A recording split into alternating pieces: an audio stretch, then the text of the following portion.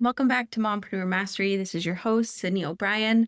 Today is an episode I'm super excited about because I got to talk to Jensen Savage. She is a powerhouse in strategic marketing, recognized for her award-winning expertise and a track record of generating a remarkable ROI for service-based businesses. As the founder of Savage Growth Partners, Jensen has led marketing campaigns that have driven tens of millions in revenue for businesses across various industries. Jensen's work has been organically featured in highly accredited media outlets such as Forbes, Yahoo Finance, Wired, and Inc. Known for her hands-on leadership, strategic insight, and dedication to results, Jensen is a sought-after marketing expert who consistently delivers impact. And we had a really great conversation. I'm so excited to get into it.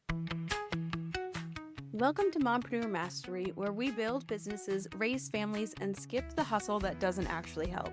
I'm Sydney O'Brien, certified Instagram strategist, mom of three, and your no-fluff guide to making more sales with content that's strategic, simple, and you can actually make in the small mom cracks of your day. Because Instagram shouldn't feel like a full-time job you're not getting paid for. If you're ready to stop posting just to stay visible and start sharing content that actually converts to sales and gets you clients, you're in the right place.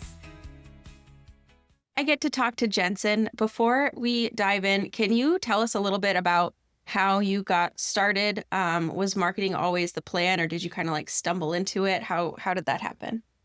Yeah, definitely was not always the plan. So I always wanted to be a lawyer. So ever since I was a kid, I was always kind of interested in business and the corporate world. And so that kind of led me to wanting to be a corporate lawyer when I was younger. And I quickly realized that's not what I wanted to do. And I kind of just fell into marketing. So I was originally in the social media world, so doing social media for companies. And then from there, I kind of realized that there's so much more to marketing as a whole. And so I learned all about the marketing puzzle and all the different pieces. And yeah, from there, it kind of just snowballed, and I fell into marketing director and marketing manager positions for several different companies, and then spun off and started doing my own thing within marketing. That's really cool. Oddly enough, for some reason, I don't entirely know how it happened, I started working as a social media manager, like strictly for lawyers somehow. So it's really funny. You went from wanting to be a lawyer to marketing. Yeah, it's a totally different world. There's not too much room to be creative with being a lawyer. I guess, there's creative interpretations of law and whatnot, but it's more of like a rigid profession. And I think marketing's completely the opposite. Yeah, there's definitely more of an artistic side to marketing Oh, as yeah. opposed to law. Yeah, definitely. Yeah. I like the freedom and being able to kind of think outside the box. Yeah, that's like the most fun part of it, getting Oh, to like 100%. stretch those creative muscles. Mm-hmm. Yeah. Definitely. And you've worked with like so many different businesses at this point. Is there one thing that you've noticed that most service providers think they need to grow that doesn't actually help them grow their business? That's a great question. I don't know if there's a specific tactic that businesses want to lean into that just doesn't make sense, because really most marketing channels are useful in one way or another depending on the type of business. But that being said, I think a big mistake that I see a lot of businesses make is looking at all the marketing channels and thinking, okay, we have to go all in on everything. Whereas the most successful businesses are leaning all into the channels that make the most sense for their specific business. So yeah, I think that's definitely something I've seen a lot. That makes so much sense. Like you don't want to spread yourself too thin, especially if you're like a freelancer or like a solopreneur and you don't have as much resources to be able to do all of those tasks. Oh, 100%. And I think a lot of that comes from just not understanding where your audience is. So I think that's always a good thing to kind of set the tone and understand where your audience is. And then, think logically from there. Like if I'm advertising to 60-plus-year-old business executives, Instagram Reels probably isn't going to be my biggest my audience right there. So it's kind of just figuring out where you got to shift your attention, especially like you said, if you have limited resources, you have to do the right things. You can't just do everything. Right. Yeah, for sure. I feel like a lot of listeners are going to appreciate that and be able to like take some things off their to-do list. Yeah. Yeah, seriously. And I hope they do. I would much rather do 2 or 3 things that really move the needle than 9 things and I'm, hardly devoting myself to them because, you have a small team or maybe it's just you. It's definitely important to figure out the big things that are most important. Yeah, 100% agree. Now, how do you find where your audience is? Like what platforms they're using? Do you have tips for that? Yeah, that's a great question. Honestly, there's so many different ways that you can do it.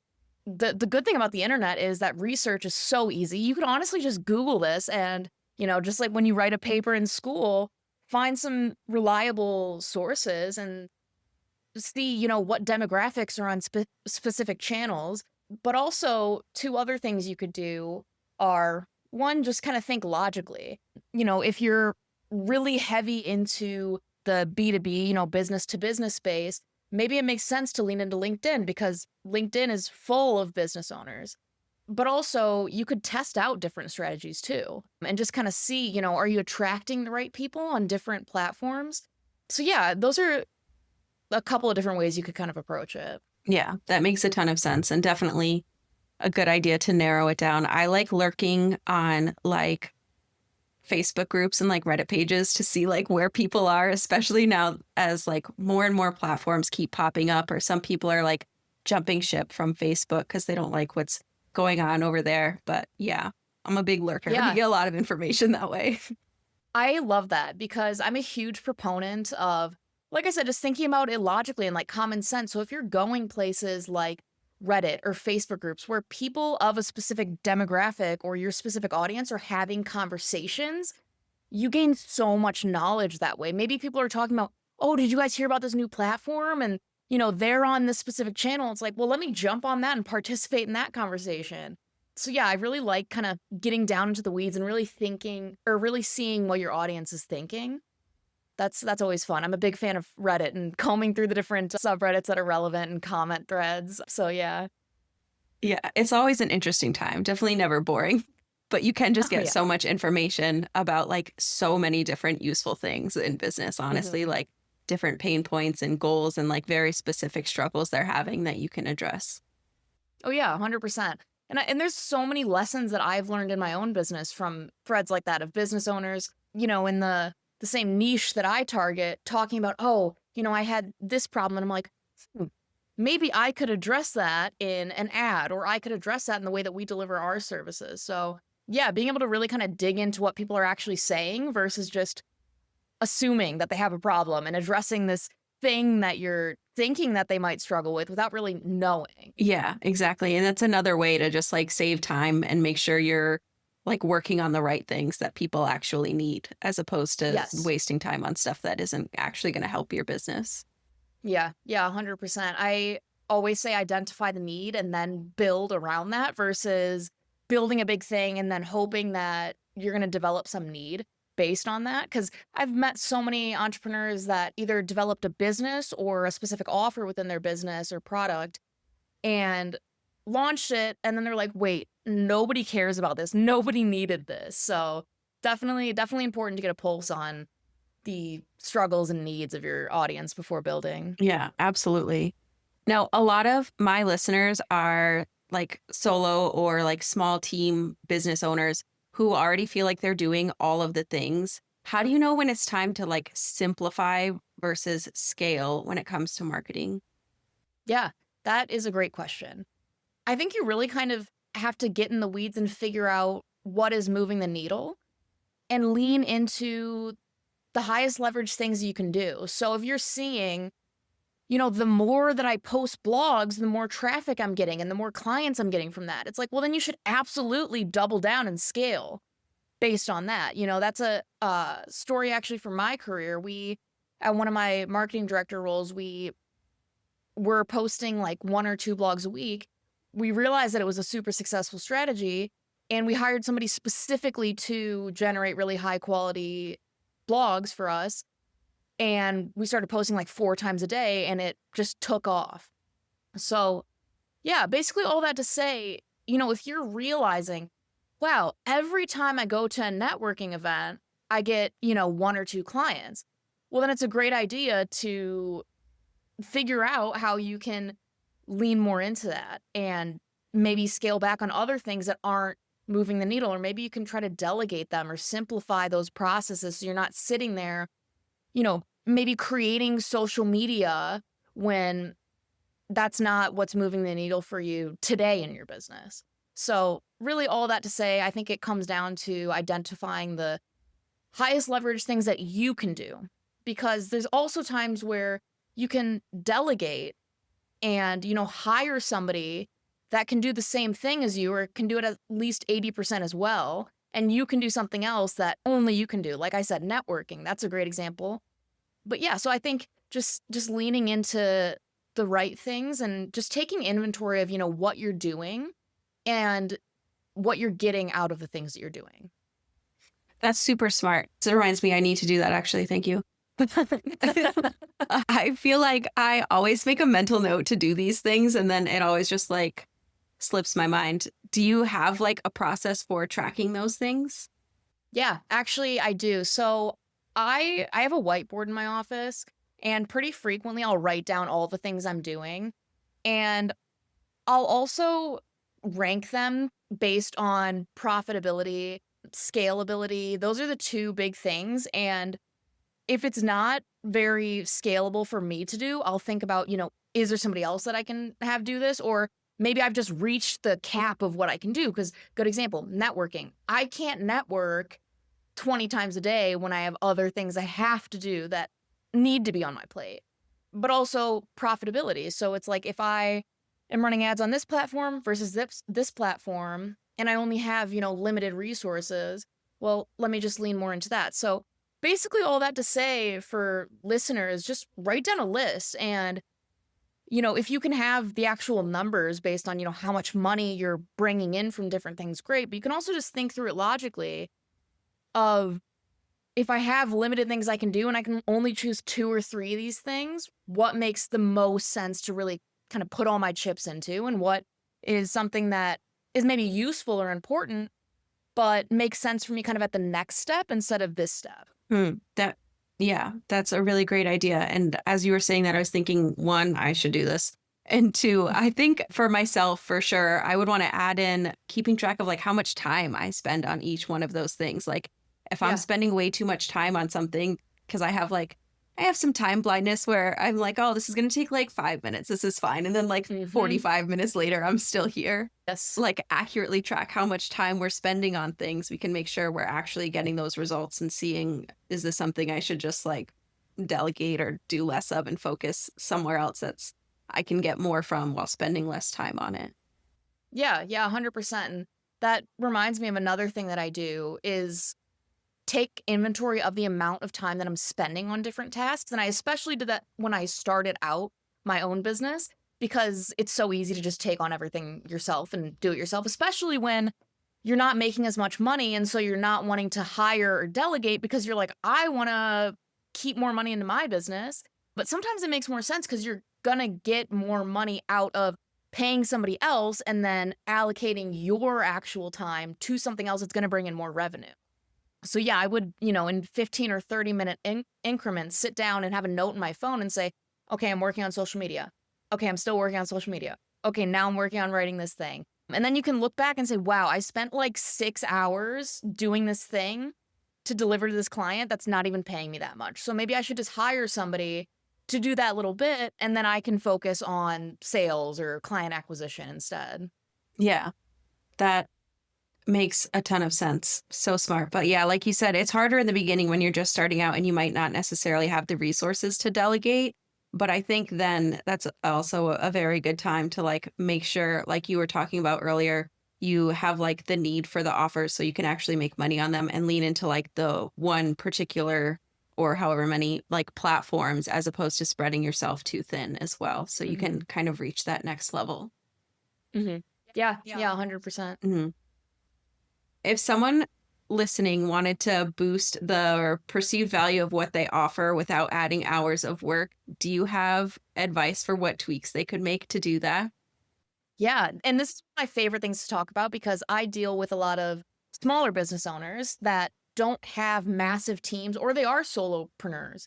And so a lot of the time when they're trying to be competitive and add more value, they're just adding more work to their plate and charging the same price.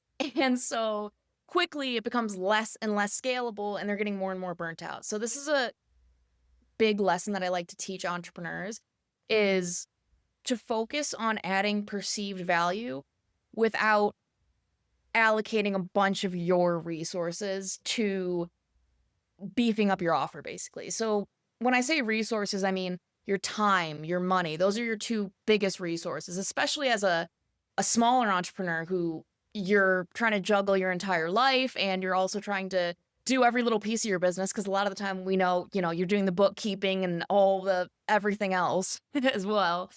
So I always advocate for beefing up your offer by adding value without adding a bunch of your resources. So basically, I call it the Golden Quadrant. If you kind of think of the y axis and an x axis, you have your resources on one side and you have perceived value on the other. So you want to be in that quadrant of low resources, high value. And so to get there, you have to think about and analyze what your target audience wants and needs, but they're currently not getting from you, or ways that you can just make them feel better. An example I give of this is, let's say you have a cleaning company. Your core offer is to clean a house or a property. And to add perceived value, there's so many things that you can do to make customers feel better about hiring you without, having to throw in a bunch of, free cleanings or whatever. I always say, what if you fold the toilet paper like they do at a hotel and you leave a couple mints and maybe like a handwritten thank you note every time you clean a property. That makes your client feel a lot better. It feels like a concierge service where you really care, you're really taking the time to go out of your way and do something special for them that the competitors won't do. And so they're going to have higher perceived value. They're going to place you on a higher pedestal in comparison to competitors. And if you run an online business, other things that are super helpful to do is maybe you have a free course. And I always add the asterisk to this. It's got to be really valuable. So I'm not saying like AI generate a super generic course. If you are helping people with their marketing, and maybe I'm helping bookkeepers with their marketing, if I had a free course of like 10 tips that you can implement today that are going to increase your inbound leads on Facebook by 20% or something like that, that would be super valuable. And, if I could have that specific, actionable, genuinely valuable advice, they're going to love that. And another important thing to highlight here is any digital product like that is infinitely sellable. So you take, a couple of hours, or even if it's, 20 hours to build out this super valuable, helpful course, you can use that for years. And it can also bring you so much more money in the way of client acquisition and retention because you're giving them so much more value than they feel like they're paying for. So yeah, basically all that to say, try to brainstorm ways that you can either create something that is, an ebook that's really valuable or a course that's really valuable.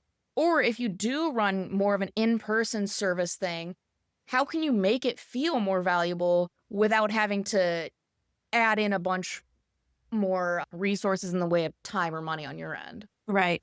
Yeah. It's like the person on the receiving end of those kind of like in-person services. I always love those like small touches. I immediately like you more and I'm like, yes, I will hire you again. Thank you. Yeah, Like that exactly. value is real. Yeah, and I think that's something that's so underrated is people, especially business owners, get kind of horse blinders and they're just focused on, get the next client, make more money, close this person. It's like, well, think about how much value you really have in that customer's eyes, because it's always cheaper to keep a client or customer than continuously keep spinning your wheels trying to get new ones. So the more they have perceived value of what you're doing and they, like you and value what you bring to the table, the more you're going to keep them. And to your point, those little teeny touches are so valuable in the long run. Yeah, and takes so little like time and effort too. Exactly. Yeah. And then for the example you gave for online businesses, I have found so much success with that, adding those like kind of like it takes me like a one time thing to create it. I don't have to keep going in and like spending time, but like an ebook or a guide or like a training that I can add as like a bonus or whatever for more perceived value. Yeah. Hmm. And then Yeah. you could Yeah. also like sell it as a standalone thing at another time Hmm. too. So very, very helpful. Yeah. I'm a huge advocate of info products because I just love that you can create something that's valuable and just sell it as much as you possibly can, throw it into other things. I mean, there's really no reason for an online business, like an online service-based business, not to have a suite of info products that they offer that they bundle in with other things. Yeah, it's very handy for sure. Mhm. Mhm. And now you also have a quiz that helps business owners figure out where their marketing might be holding them back, which Mhm. is very real and something a lot of people don't even realize is happening until it's too late. Can you tell us a little bit about that and where people can find it? Yeah. Yeah. So that is on my website at go.savagegrowthpartners/quiz. But basically, that quiz asks you a couple of different questions about what you're doing with your marketing, and it takes your responses and tells you you're doing great here, but maybe you should think a little bit about dialing in on this. And I think that's super helpful because a lot of the time, especially when you're a smaller business owner, you don't really sit down and take inventory of the things you're doing within your marketing strategy. And those little tweaks, especially when you're a smaller business, can make a huge difference. Just understanding your audience better or allocating the budget that you do have in a smarter way. So that's why I like this quiz because it helps give you that at least high level advice of starting to turn the wheels in allocating your resources, your marketing strategy in a smarter way. That's going to be so helpful. I know, especially my listeners, the vast majority of them are solopreneurs or like have very small teams who are feeling kind of overwhelmed with things. So being able to better allocate themselves, their time, and their energy would be extremely helpful. So definitely check out the show notes for the link to that so you can take the quiz. And thank you so much for coming to talk today, Jensen. Can you also tell us where people can find you and follow you online? Yeah, definitely. So you can search me up on LinkedIn at Jensen Savage, or you can check out my company website at savagegrowthpartners.com.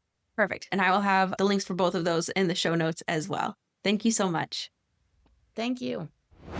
I so loved getting to have that conversation with Jensen. And I honestly am sad I hit stop record when I did, because after I did, I was actually talking to Jensen a little bit more about her quiz and how just incredibly important it is to have some kind of outside perspective for your business, which might sound weird, but hang on, give me just a second. We as business owners get so emotionally attached to things in our business. We're so close to the work that we do. It is hard for us to know when to stop on the things that just aren't working or when to kind of reallocate our focus and time and energy onto different things. So being able to take a quiz and get this kind of outside perspective from someone who knows, who has helped so many businesses generate so much more money, you can get this unbiased but still very practical, actionable advice of what's going right, what's not going right, what you could be doing more of, what you should be doing less of, and all of that without having to worry that they have that emotional attachment that we do. So it might be hard, but definitely check out that quiz in the show notes and make sure you give Jensen a follow on LinkedIn as well. Thanks so much for hanging out with me on Mompreneur Mastery. If this episode gave you more clarity or a little boost of confidence, I would love for you to follow the show, leave a review, or share it with a fellow mom building her business on her own terms. And hey, if something really clicked, DM me on Instagram. I am at socially.yours.strategist and tell me the one thing you're doing differently after listening. I love hearing what is landing for you. Until next time, here is to less stress, more sales, and a business that actually fits your life.